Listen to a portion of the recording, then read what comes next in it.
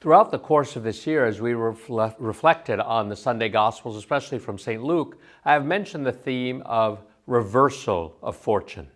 We see this, for example, in Mary's Magnificat. We hear about it when the Samaritan is the one who comes back to give thanksgiving to God for healing him, whereas the other 9 lepers who were healed did not come back. We hear about this reversal of fortune in the story of the rich man and Lazarus. The rich man had everything good in this world. Lazarus had nothing good in this world, but Lazarus was in the bosom of Abraham. Again, in today's gospel, we hear about a reversal of fortune. Those who exalt themselves will be humbled, and those who humble themselves will be exalted. We hear Jesus preaching a parable, teaching to those who were convinced of their own righteousness and everybody else's unworthiness. And he tells this parable about 2 people who go up to the temple.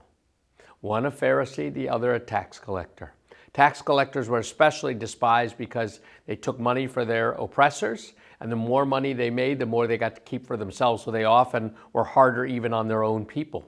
Pharisee, seemingly a scholar of the law who kept the law.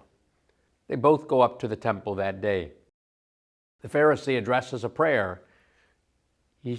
Actually, the scriptures say he said this prayer to himself. Oh God, I thank you that I'm not like the rest of sinful humanity, greedy and this and this and this, and that I'm not like this tax collector.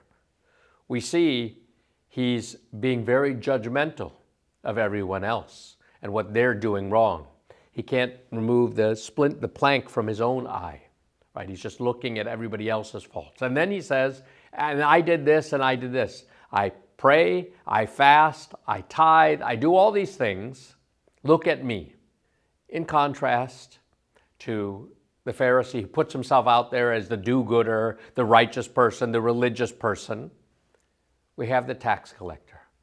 It is not that the tax collector doesn't have faith. Recall last Sunday, when the Son of Man comes, will he find faith on the earth? The tax collector has a great sense of self-awareness. He comes into the temple. He is at the back. He can barely raise his eyes to heaven. He strikes his breast. Lord, have mercy on me, a sinner. He knows that there is a Lord. He knows that he is a sinner, and he knows that he needs mercy, and only God can give it to him. He humbly, in a sense, confesses his faults. St. Anthony of Padua says, a man is what he is before God and nothing more. The Pharisee is trying to make himself out to be something more than he is, both before God and before everyone else. The tax collector knows, I'm a sinner, I've done something wrong. But he wants to get better, and he cries out for mercy. And Jesus is very clear when he says, 2 people went up to the temple that day. Only one returned home justified. The one who returned home justified was, of course, the tax collector. He who was despised by the people was exalted in the sight of God because he repented of his sins.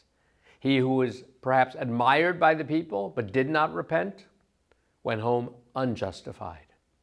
At the end of our days on this earth, we want to go to our true home, which is heaven.